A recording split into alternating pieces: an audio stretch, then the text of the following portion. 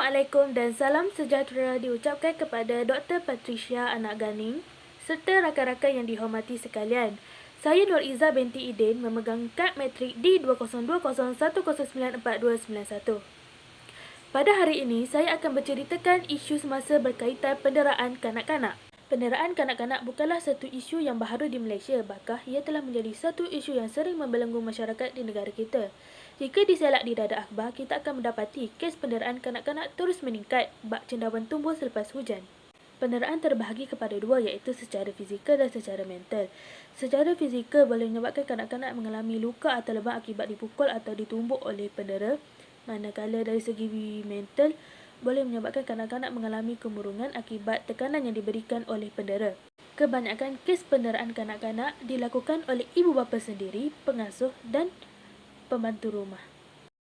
Masalah institusi keluarga merupakan punca pertama menyebabkan berlakunya penderaan terhadap kanak-kanak. Penderaan dilakukan oleh ibu bapa yang menghadapi konflik rumah tangga. Mereka bergaduh seterusnya bercerai. Konflik ini akan bertambah teruk apabila ianya dibawa di tempat kerja menyebabkan produktiviti kerja mereka merosot dan dimarahi oleh majikan. Oleh hal yang demikian, ianya akan meningkatkan ketegangan emosi serta tekanan ibu bapa. Lalu, mereka akan melepaskan tekanan mereka kepada anak-anak yang menyebabkan penderaan terhadap kanak-kanak berlaku. Punca yang kedua, kedudukan ekonomi keluarga yang tidak kukuh menyebabkan berlakunya penderaan terhadap kanak-kanak.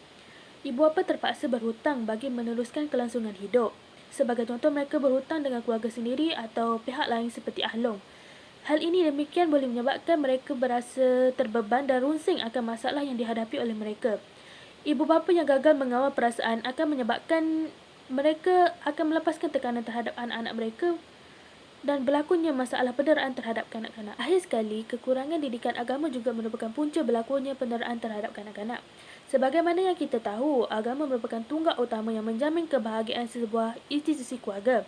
Sekiranya institusi keluarga tersebut kurang didikan agama, mereka akan hidup berlawanan dengan ajaran agama mereka. Oleh yang demikian, kekurangan agama boleh menyebabkan ibu bapa bersikap bagi haruan makan anak yang sanggup mendera darah daging mereka.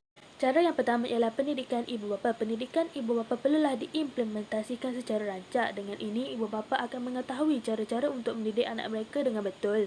Melalui pendidikan ibu bapa, mereka akan diberi kesedaran bahawa penderaan terhadap kanak merupakan satu perbuatan yang keji dan dilarang. Cara yang kedua ialah peranan masyarakat. Masyarakat perlu peka dengan keadaan sekeliling dan jangan sikap pentingkan diri sendiri. Jikalau mendapati berlakunya penderaan, mereka perlu menghubungi pihak polis secepat mungkin. Akhir sekali ialah penguasaan undang-undang. Penguasaan undang-undang perlu agar mereka yang bersalah dihadapkan ke mahkamah dan dijatuhkan hukuman yang berat. Pesalah-pesalah ini perlu dianggap sebagai penjenayah dan dihukum rotan dan dipenjarakan. Kesimpulannya, penderaan terhadap kanak-kanak merupakan satu perbuatan yang keji dan dilarang oleh agama dan di sisi undang-undang. Oleh itu, semua pihak perlulah menggembling tenaga dan usaha agar isu ini dapat diatasi kerana anak-anak merupakan aset negara yang akan meneruskan pembangunan negara. Itu sahaja daripada saya. Sekian, terima kasih.